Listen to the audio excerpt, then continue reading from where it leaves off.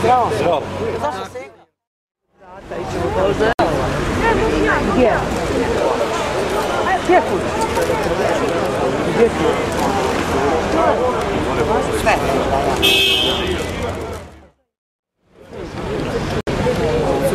Ajme, nemoj mi pođe.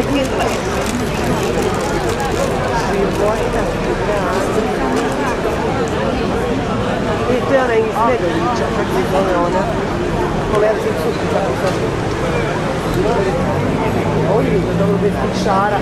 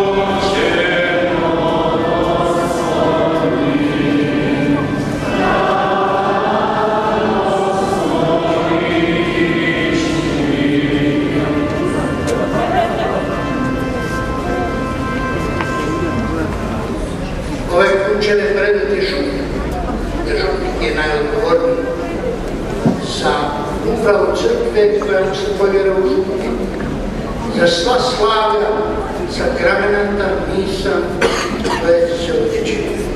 Sada te kućaju od znaku vrijeme, od predaje župniku, koji će predati dalje ovu župovi obzir.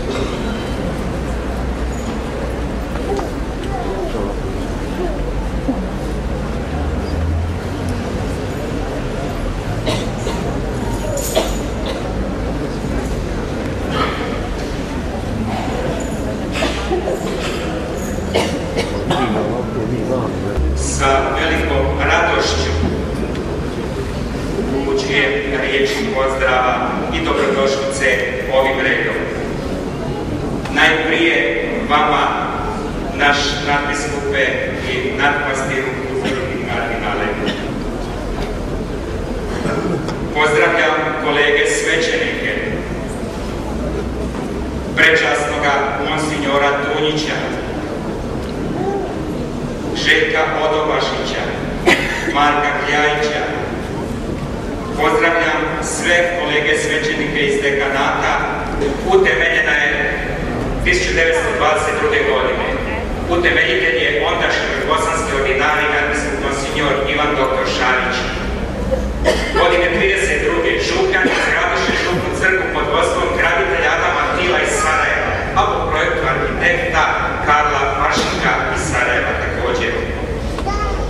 Skraćeni tekst ondašnje povelje koja je kvalitetno u originalu sačuvana i nalazi se u župskom uredu.